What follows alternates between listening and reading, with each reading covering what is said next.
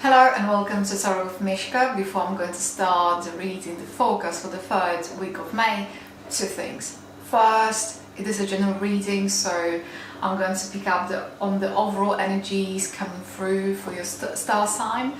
Second, we always have a choice. Cards that are showing potential energies, and this is all potential.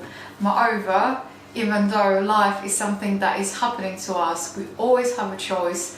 And the choice is the way how we choose to react to it. So, let's begin.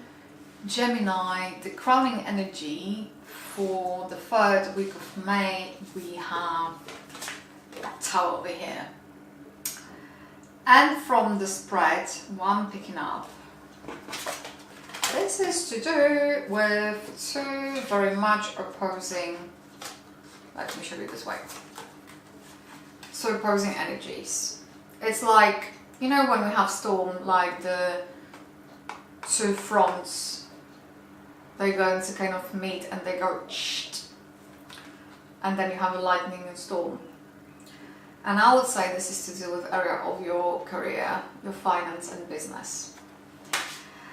And this is, I'm going to come back to it because the message goes, I'm going to focus on what is coming through. For you to see things from different perspective. Things that you might be reluctant to see. And it's almost like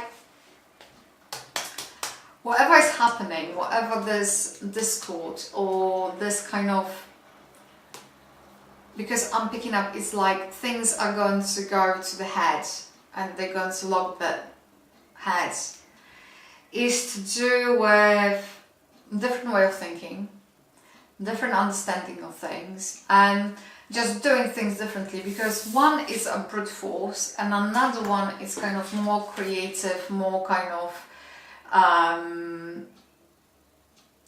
emotion based kind of energy. And those two, they don't see eye to eye.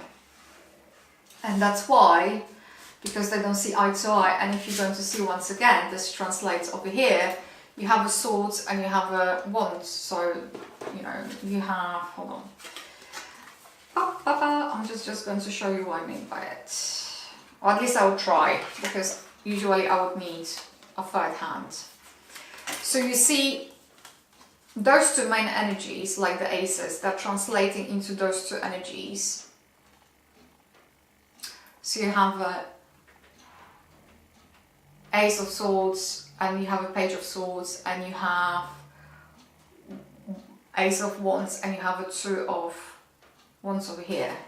And then because they're coming kind of this way, you have this, ta-da! Clash. Let's call it a clash.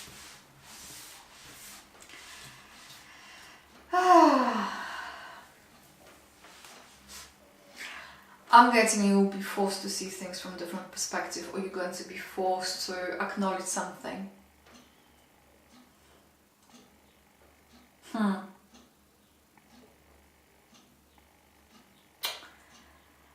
That's what I'm seeing. And in sphere relating to your relations and relationships, you have Two of Cups and you have an Emperor. So whatever is happening on the money, job front, in terms of your relation and your relationships, you're going to get the support, or if you are you're receiving a support. And if you're looking into the into new relation, you're going to find someone who's going to be very supportive. So, in terms of energy of this week, we have a Page of Swords, we have the Two of Cups, and we have the Empress.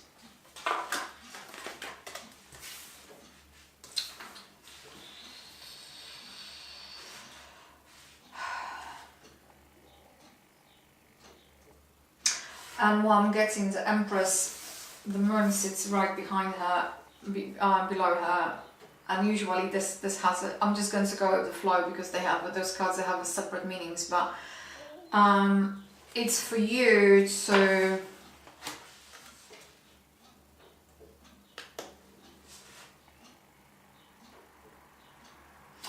it's going to take time for you to kind of digest, and you might go through notions and emotions, and some kind of emotions, like a very strong emotions like fear, anxiety might be brewing, and it's to go through it. Having said that,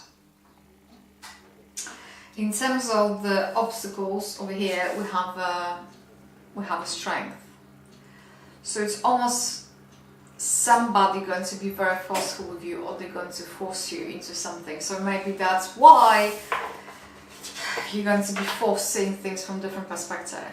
You're going to be kind of coerced to do it, and that's the obstacle. What is the opportunity for you here is Seven of Pentacles.